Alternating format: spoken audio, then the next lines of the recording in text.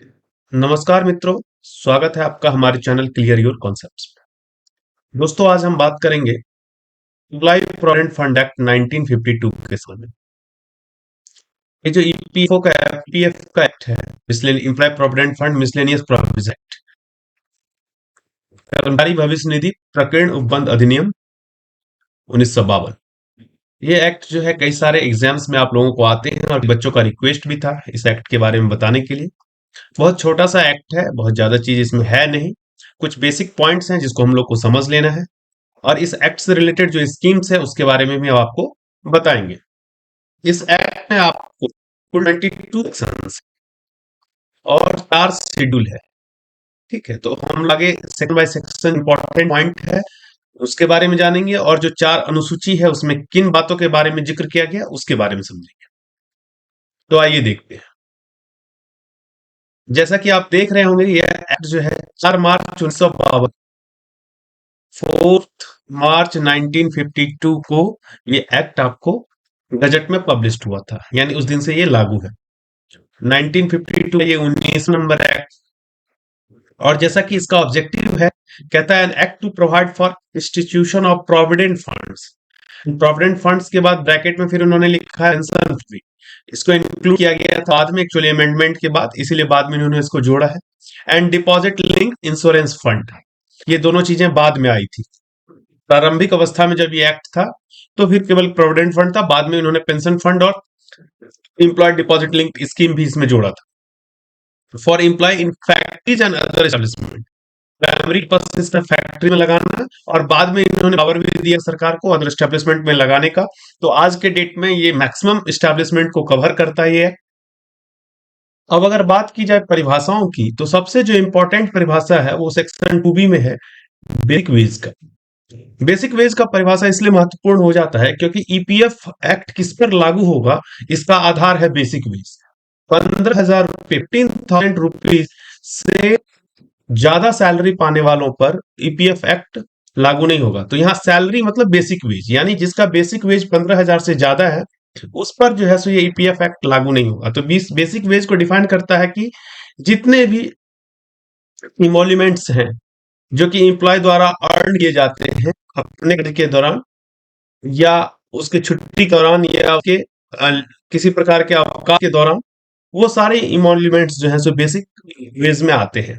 लेकिन इसके तहत कुछ चीजें नहीं आएगी, जैसे कि आपको किसी प्रकार का स्पेशल अलाउंसेस वगैरह मिलता है, एचआरए मिलता है, हाउस रेंट अलाउंसेस है, उसके बाद को ओवर टाइम अलाउंसेस है, किसी प्रकार का स्पेशल अर्नेस अलाउंसेस है। यहाँ एक चीज ध्यान पे रखिएगा आप लोग कि बेसिक वेज में बेसिक सैलरी, जो बेसिक सैलरी होती है प्लस डीए जो अर्नेस अलाउंसेस, ये दोनों इंक्लूड होता है। इसके अलावा और भी किसी तरह का जो अलाउंसेस है, भत्ता है, वो सब आपको इसमें इंक्लूड नहीं होगा। यहाँ पर एम्प्लॉयर को भी परिभाषित किया गया सेक्शन 5E में। और जैसा कि हम जानते हैं अदर एक्ट में भी आपने देखा होगा, यदि फैक्ट्री एक्ट है तो फैक्ट्री एक्ट में जो फैक्ट्री का मैनेजर होता है, हम लोग बेसिकली उसी को एम्प्लॉयर मानते हैं। ऐसे ऑक्युपायर या ऑनर को भी फैक्ट्री का एम्प्लॉय माना जाता है, और अगर वो मैनेजर के थ्रू मैनेज्ड हो रहा है तो फिर उसका मैनेजर एम्प्लॉयर के रूप में माना जाएगा, कंसिडर किया जाएगा। उसके अलावा अदर एस्टेब्लिशमेंट के लिए वैसा अथॉरिटी जिसका अल्टीमेट कंट्रोल है उस एस्टेब्लिशमेंट पर, चाहे वो सरकारी एस्टेब्लिशमेंट हो, प्राइवेट एस्टेब्लिशमेंट हो, जैसा भी एस्टेब्लिशमेंट हो, जिस व्यक्ति का अल्टीमेट कंट्रोल है वही एम्प्लॉयर के रूप में माना जाता है। कई सारे सरकारी एजेंसियां हैं या विभाग हैं, डिपार्टमेंट है जो आउटसोर्सिंग के माध्यम से अपने कार्य को कराते हैं, लेकिन उस एस्टेब्लिशमेंट पे अल्टीमेट कंट्रोल यदि सरकार का है तो सरकार को ही एक एम्प्लॉय के रूप में इसमें ट्रीट किया जाएगा। उसके अलावा एम्प्लॉय को भी इसमें डिफाइन किया गया है सेक्शन 2F में। और यहाँ बहुत इंपॉर्टेंट है कि एम्प्लॉय एम्प्लॉयड बाय और through a contractor in A connection with work of the establishment, यानी कि कॉन्ट्रैक्ट के थ्रू यदि कोई एम्प्लॉय रखा गया है, एम्प्लॉयर के एम्प्लॉय के द्वारा एम्प्लॉयड है या कॉन्ट्रैक्टर के थ्रू है, तो उसको भी इसमें इंक्लूड किया गया है एम्प्लॉय के रूप में। इसके अतिरिक्त किसी भी प्रकार का वर्कर जो कि किसी प्रकार का मैनुअल वर्क करता हो, सुपरवाइजरी वर्क करता हो, क्लर्कियल वर्क करता हो, स्किल्ड वर्कर हो, अनस्किल्ड वर्कर हो, सारे के सारे एम्प्लॉय के कैटेगरी में यहाँ पे ईपीएफ एक्ट के तहत आते हैं। सेक्शन 2A जो इसका बहुत ही महत्वपूर्ण है, इसलिए क्योंकि कई बार क्या करते हैं एम्प्लॉयर बहुत सारे श्रम कानूनों के दायित्वों से बचने के लिए अपने एम्प्लॉयमेंट को छोटे छोटे हिस्से में बांट देंगे, 5 वर्कर, 7 वर्कर, 8 वर्कर, 15 वर्कर का एस्टेब्लिशमेंट 4-5 बना दिया, और वो एक ही एम्प्लॉयर का एस्टेब्लिशमेंट है, अलग अलग ब्रांचेज उन्होंने बना दिए। तो यहाँ क्लियर कर दिया है इन्होंने सेक्शन 2A में कि यदि आपने इसके कई सारे ब्रांचेस बना दिए हैं, तो या डिपार्टमेंट बना दिए, ऑल सच डिपार्टमेंट और branch shall treated as a part of the same establishment, और उनका टोटल नंबर जो करके एम्प्लॉय अगर 20 से ज्यादा हो जाएगा तो आप पर फिर ये ईपीएफ एक्ट लागू हो जाएगा। इसके अलावा सेक्शन 4 में सेंट्रल गवर्नमेंट को पावर दिया गया कि शेड्यूल 1 में वो किसी भी इंडस्ट्री को जोड़ सकता है या उसको चेंज कर सकता है, अमेंडमेंट कर सकता है। तो शेड्यूल 1 में जैसा कि मैंने आपको बताया था कि शेड्यूल 1 में वैसे इंडस्ट्रीज का लिस्ट है जहां पर कि ये ईपीएफ एक्ट लगाया जाना है। तो ये पावर सेंट्रल गवर्नमेंट को है। इसका जो सेक्शन 5 है वो है एम्प्लॉयज प्रोविडेंट फंड स्कीम से रिलेटेड। यहाँ पर भी पूरा का पूरा पावर जो है वो आपको सेंट्रल गवर्नमेंट को दिया गया है कि सेंट्रल गवर्नमेंट जो है, केंद्र सरकार जो है वो एम्प्लॉय प्रोविडेंट फंड स्कीम बनाएगी, किस तरह के वर्कर को लेकर के बनाएगी, किस प्रकार से वर्कर पे वो लागू होगा, क्या उसका टर्म कंडीशन होगा, वो सारा पावर जो है सो सेंट्रल गवर्नमेंट में इन्वेस्ट किया हुआ है। इसके अलावा इस एक्ट में जो है कुछ इंस्टीट्यूशंस बनाए गए हैं, जैसे कि सेंट्रल बोर्ड है, एग्जीक्यूटिव कमेटी है, ट्रिब्यूनल्स है। तो ये जो सेंट्रल बोर्ड है सेक्शन 5A के तहत इसके बारे में डिटेल किया गया है कि सेंट्रल बोर्ड जो होगा उसको बनाने की शक्ति किसके पास है, सेंट्रल गवर्नमेंट की। बेसिकली एक्ट ही सेंट्रल गवर्नमेंट इंप्लीमेंट करती है, स्टेट गवर्नमेंट का इसमें कोई स्टेक नहीं होता है। तो सेंट्रल गवर्नमेंट को ये पावर है कि वो सेंट्रल बोर्ड बनाएगी इस एक्ट को एक्सिक्यूट करने के लिए। और ये जो बोर्ड ऑफ ट्रस्टी होंगे उसका जो नॉमिनेशन होगा उसके लिए उन्होंने नियम बनाए हैं कि चेयरमैन होगा, वाइस चेयरमैन होगा जो कि सेंट्रल गवर्नमेंट के द्वारा नामित किया जाएगा। उसके अलावा सेंट्रल प्रोविडेंट फंड कमिश्नर जो होंगे एक्स ऑफिशियो मेंबर होंगे। उसके अलावा ज्यादा से ज्यादा 5 व्यक्ति जो हो सकते हैं वो सेंट्रल गवर्नमेंट ऑफिशियल्स के हो सकते हैं, यानी कि एक चेयरमैन या वाइस चेयरमैन होगा, प्लस एक सेंट्रल प्रोविडेंट फंड कमिश्नर होगा। उसके अलावा फिर 5 अधिकतम मैक्सिमम 5 जो गवर्नमेंट ऑफिशियल्स होंगे। उसके अलावा मैक्सिमम 15 जो है स्टेट्स रिप्रेजेंटेटिव होंगे गवर्नमेंट ऑफिशियल्स के, जो कि सेंट्रल गवर्नमेंट डिसाइड करेगी किस स्टेट को वो रिप्रेजेंटेटिव देगी। तो इसमें 15 अधिकतम जो है सो स्टेट रिप्रेजेंटेटिव हो सकते हैं। उसके अलावा 10 रिप्रेजेंटेटिव होंगे वो एम्प्लॉयर साइड से, और 10 रिप्रेजेंटेटिव जो होंगे वो एम्प्लॉय साइड से होंगे। तो उनके जो ऑर्गेनाइजेशन होते हैं, एम्प्लॉयर्स के ऑर्गेनाइजेशन होते हैं बहुत सारे, जो चैम्बर ऑफ कॉमर्स है, कई सारे इंडस्ट्री फेडरेशन वगैरह हैं, उनसे लिया जाता है। उसके अलावा एम्प्लॉय के कई सारे ट्रेड यूनियन है, बेसिकली जो सेंट्रल ट्रेड यूनियन है आज के डेट में, तो उन सेंट्रल ट्रेड यूनियन से उनके रिप्रेजेंटेटिव को लिया जाता है। तो 10 एम्प्लॉयज के और 10 एम्प्लॉय के। अब ये सेंट्रल बोर्ड ऑफ ट्रस्टी क्या काम करेगा, कैसे काम करेगा, बहुत सारी बातों के बारे में इन्होंने कहा कि भाई इसका जब रूल बनेगा, स्कीम बनेगा, उसमें हम डिफाइन करेंगे, तो इसका जो स्कीम है उसमें आपको पता चलेगा। फिर भी बेसिक बात है कि जो भी पूरा फंड बनेगा उसको कैसे मैनेज करना है और कैसे बेस्ट बेनिफिट्स जो है उनके फंड का जो भी कंट्रीब्यूटर है, कंट्रीब्यूशन दे रहा है एम्प्लॉय, उसको मिले, उसके लिए ये सारे नियम बनाते हैं। अब इस सेंट्रल बोर्ड को असिस्ट करने के लिए एक एग्जीक्यूटिव कमिटी बनाई जाती है। इसमें जो मेंबर होते हैं, बेसिकली सेंट्रल बोर्ड के जो मेंबर होते हैं उन्हीं से हम लेकर के एग्जीक्यूटिव कमेटी बनाते हैं। इसका भी जो है सो नोटिफिकेशन ऑफिशियल गजट में सेंट्रल गवर्नमेंट ही करती है। तो जो एग्जीक्यूटिव कमेटी का चेयरमैन होगा वो सेंट्रल गवर्नमेंट नॉमिनेट करेगा। उसके अलावा 2 व्यक्ति, जो कि ऊपर में हमने देखा सेंट्रल बोर्ड में कि वो 5 गवर्नमेंट ऑफिशियल्स को रख सकते थे, उसमें से 2 गवर्नमेंट ऑफिशियल्स वो इस एग्जीक्यूटिव कमेटी में रखते हैं। इसके अलावा जो स्टेट्स के 15 पर्सन को रख सकते थे, उसमें से वो अधिकतम 3 पर्सन को है इस एग्जीक्यूटिव कमेटी में रख सकते हैं। उसके अलावा एम्प्लॉयर और एम्प्लॉय के जो 10 पर्सन को वो नॉमिनेट कर सकते थे वहां, उसमें से 3 पर्सन को ये यहाँ पर रिप्रेजेंटेटिव के रूप में एग्जीक्यूटिव कमेटी में रखते हैं। और सेक्शन 6 जो है वो है कंट्रीब्यूशन से रिलेटेड। तो कंट्रीब्यूशन कितना होना चाहिए, यहाँ पे एक्ट का सेक्शन 6 क्लियर करता है कि एम्प्लॉयर और एम्प्लॉय दोनों को कंट्रीब्यूशन देना है। तो यहाँ आप इसको क्लियर कीजिए कि कितना कंट्रीब्यूशन दोनों को देना होता है। तो एम्प्लॉयर के लिए कंट्रीब्यूशन जो है वो 12% है, एम्प्लॉय के लिए, कर्मचारी के लिए यानी एम्प्लॉय के लिए वो कंट्रीब्यूशन कितना है, 12% है। और एम्प्लॉयर के कंट्रीब्यूशन कितना होता है, एम्प्लॉयर के लिए 13% होता है। ये 12% और ये 13% उन्होंने डिवीजन कैसे किया है, इसको भी थोड़ा आप क्लियर हो लीजिए। तो जैसे कि मान लीजिए कि एम्प्लॉय है और एम्प्लॉयर है, मैंने आपको बताया कि एम्प्लॉय कितना परसेंट देना, 12%, और एम्प्लॉयर को कितना देना है, 13%। अब आप एक चीज समझिए, जैसे मैंने आपको स्कीम के बारे में बताया कि इसमें 3 स्कीम है, इन तीन स्कीम बारे में आप हम जान लीजिए। एक है एम्प्लॉय पेंशन स्कीम, एक है एम्प्लॉय प्रोविडेंट फंड स्कीम, एक है एम्प्लॉय डिपॉजिट लिंक्ड स्कीम। ठीक है, बस ये तीन स्कीम इस पूरे एक्ट के तहत जो है बनाए गए हैं, जो स्कीम्स इसमें बेनिफिट देने के लिए बनाए गए हैं। एम्प्लॉय प्रोविडेंट फंड स्कीम क्या है कि जो पूरे लाइफ टाइम में कंट्रीब्यूशन देता है, तो आफ्टर रिटायरमेंट या जब भी वो ईपीएफ से बाहर निकलता है, तो एक लमसम अमाउंट जो भी उसका बनता है विथ इंटरेस्ट, हर साल सरकार इस पे इंटरेस्ट घोषित करती है, 8% 9% जो भी रेट रहता है, तो विथ इंटरेस्ट उनको एक लमसम अमाउंट मिल जाता है। उसके बाद एम्प्लॉय पेंशन स्कीम क्या है कि लास्ट में उनको वेतन मिलेगा, सॉरी पेंशन मिलता है, जो लगातार कम से कम 10 ईयर या मोर का कंट्रीब्यूशन, 10 साल या उससे ज्यादा कंट्रीब्यूशन देते हैं, तो ये प्रोविडेंट फंड ईपीएफओ ऑर्गेनाइजेशन जो है वो आपको पेंशन प्रोवाइड कराती है।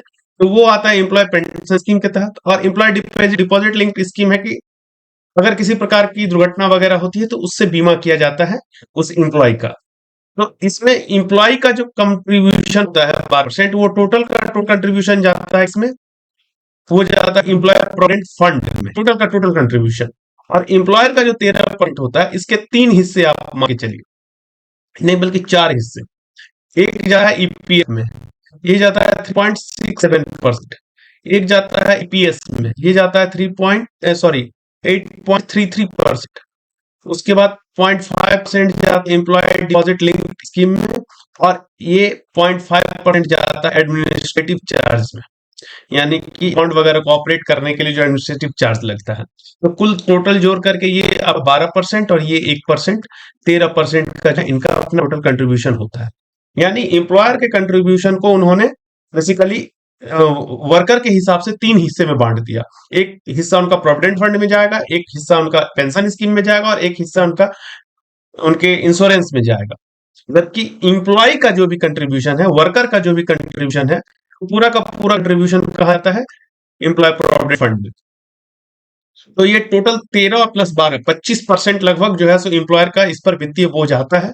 यहाँ सेक्शन 7Q जो क्लियर करता है interest payable by the employer, कि अगर किसी एम्प्लॉयर कोई एम्प्लॉयर लायबल है किसी भी प्रकार का अमाउंट पे करने के लिए एम्प्लॉय प्रोविडेंट फंड में, और अगर वो नहीं करता है, तो उस पर सिंपल इंटरेस्ट जो कि at the rate of 12% per annum के रेट से होगा, उस पर इंटरेस्ट लगाया जाता है, या उससे ज्यादा रेट भी सरकार नोटिफाई कर सकती है, स्कीम में घोषित कर सकती है। मिनिमम 12% होगा, और उस रेट से उस पर इंटरेस्ट लगेगा, किस डेट से, जिस डेट से उसको पेमेंट करना चाहिए था और जिस डेट में उसने पेमेंट किया उस डेट के बीच, यानी कि जब से उसकी लायबिलिटी बनी और जिस दिन उसने दिया उसके बीच में 12% के रेट से सिंपल इंटरेस्ट लगाया जा सकता है।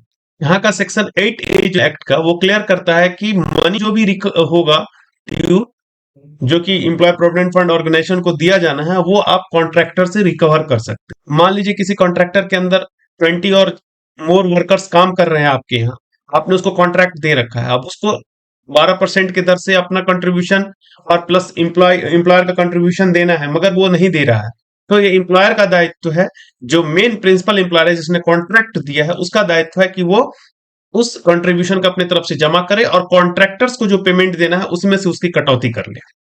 मान लीजिए कि कोई एम्प्लॉयर जिसके पास जो लायबिलिटी है वो उसको पे नहीं कर रहा है, तो सेक्शन 8 जो है वो सर्टिफिकेट इशू करने के लिए ऑथराइज करा रिकवरी ऑफिसर को, कि भाई इसके बाद क्या करना है, आपको रिकवरी ऑफिसर के पास सर्टिफिकेट इशू करना है। सर्टिफिकेट इशू करना मतलब कि public demand and recovery act के तहत आप उससे पैसे ले सकते हैं, और उसमें उन्होंने सख्ती दी है एम्प्लॉयर्स के जो मूवेबल इमूवेबल प्रॉपर्टी है उसको अटैच कर सकते हैं, उसके अलावा आप उसको अरेस्ट भी कर सकते हैं। यानी कि यहाँ पर एम्प्लॉयर को किसी भी परिस्थिति में अपना कंट्रीब्यूशन और वर्कर का कंट्रीब्यूशन देना ही होगा, नहीं तो अन्यथा की स्थिति में उससे सर्टिफिकेट केस के द्वारा रिकवरी की जाएगी। सेक्शन 11 यहाँ क्लियर करता है कि priority of payment of contribution over the other debts. मान लीजिए किस प्रकार का आपका कर्जा, आप इंसॉल्वेंट हो गए, बैंकरप्ट हो गए, अदर डेट्स देना है, तो उस डेट्स के देने में भी आपको पहले प्रायोरिटी किस पे देनी है, एम्प्लॉय प्रोविडेंट फंड एक्ट के तहत जो भी कंट्रीब्यूशन पे करने थे उसको पे करने में। इसके अलावा इसका सेक्शन 12 क्लियर करता है कि किसी भी का कंट्रीब्यूशन जो भी पे होना है, उससे बचने के लिए या उसको कम करने के लिए आप किसी भी एम्प्लॉय का जो बेसिक वेज है उसको रिड्यूस्ड नहीं कर सकते हैं। क्योंकि अगर बेसिक वेज रिड्यूस्ड होगा तो उसका कंट्रीब्यूशन कम होगा, कंट्रीब्यूशन कम होगा तो प्रोविडेंट फंड कम बनेंगे, पेंशन से भी इम्पैक्ट होगा। इसीलिए इससे बचने के लिए उन्होंने कहा कि आप उसके बेसिक वेज को सेक्शन 12 के तहत कम नहीं कर सकते। सेक्शन 13 जो है वो इंस्पेक्टर से रिलेटेड है। जैसा कि हर एक एक्ट में हमने आपको पहले भी बताया होगा इंस्पेक्टर के बारे में।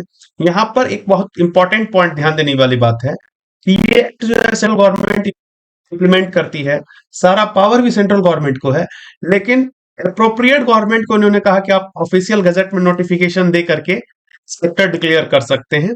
यानी कि केंद्र सरकार के अलावा राज्य सरकार को भी पावर है कि वो इंस्पेक्टर बना सकती है इस एक्ट के तहत। और इंस्पेक्टर बनाने के बाद जो इंस्पेक्टर को सारी शक्तियां दी जाती है, वो किसी भी स्टैब्लिशमेंट इंटर कर सकता है, वो रिकॉर्ड्स को एग्जामिन कर सकता है, वो लोगों के स्टेटमेंट्स ले सकता है, जो भी चीजें होती है इंस्पेक्टर को जो भी पावर दी गई हैं, वो सारे के सारे पावर जो है इन्होंने फिर उस स्टेट गवर्नमेंट के द्वारा जो इंस्पेक्टर बनाए जाएंगे उनको भी दिया है। इसका सेक्शन 14 जो वो दंड से संबंधित है, पेनल्टी से रिलेटेड है। अब इसमें इन्होंने क्या क्या दंड दिए हैं उसको देख लीजिए।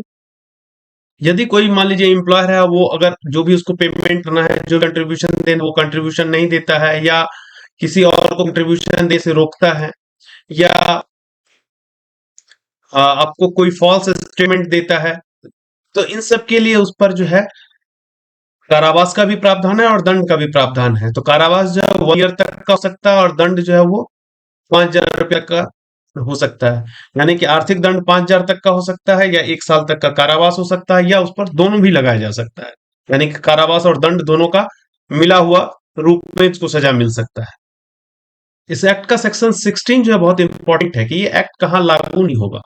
तो ये जो है यदि कोई कोऑपरेटिव सोसाइटीज के तहत रजिस्टर्ड एस्टैब्लिशमेंट है, सहकारी संघ के रूप में, ये चाहे स्टेट हो चाहे सेंटर से, और यदि वहां 50 से कम व्यक्ति काम करते हैं विद पावर, बिना शक्ति की सहायता से 50 से कम व्यक्ति काम करते हैं, कोऑपरेटिव सोसाइटी के तहत वो रजिस्टर्ड है, तो वहां पर ये एक्ट लागू नहीं होता है। इसके अलावा सेंट्रल या स्टेट गवर्नमेंट का कोई भी ऐसा इस्टेब्लिशमेंट जहां पे कोई अदर पेंशन स्कीम वगैरह है, जैसे एनपीएस का स्कीम चालू है, ओल्ड पेंशन स्कीम चालू है, कोई कंट्रीब्यूटरी पेंशन फंड या प्रोविडेंट फंड है, जीपीएफ है, जैसे सरकारी विभाग में होता है, तो इस तरह के यदि स्कीम से वो कवर्ड है तो वहां पर ये एक्ट लागू नहीं होता है। इसके अलावा सेंट्रल गवर्नमेंट को पावर है, वो चाहे तो किसी सर्टेन टाइप ऑफ एस्टेब्लिशमेंट को भी इस एक्ट से छूट दे सकती है। सेक्शन 21 है वो पावर टू मेक रूल से रिलेटेड है, जहां पर सेंट्रल गवर्नमेंट को पावर इस एक्ट के तहत ऑफिशियल गजट में नोटिफिकेशन के माध्यम से वो अपना रूल वगैरह बना सकती है। तो ये इस एक्ट का बहुत बेसिक बेसिक पॉइंट्स था जो आपके एग्जाम वगैरह के व्यू से या आपके बेसिक जानकारी के व्यू से, अगर आप एम्प्लॉय हैं, प्राइवेट सेक्टर के एम्प्लॉय हैं, या आप एम्प्लॉयर हैं, तो आपको होनी चाहिए। बस उन की पॉइंट्स को बताया गया है। इस वीडियो को देखने के लिए बहुत बहुत धन्यवाद।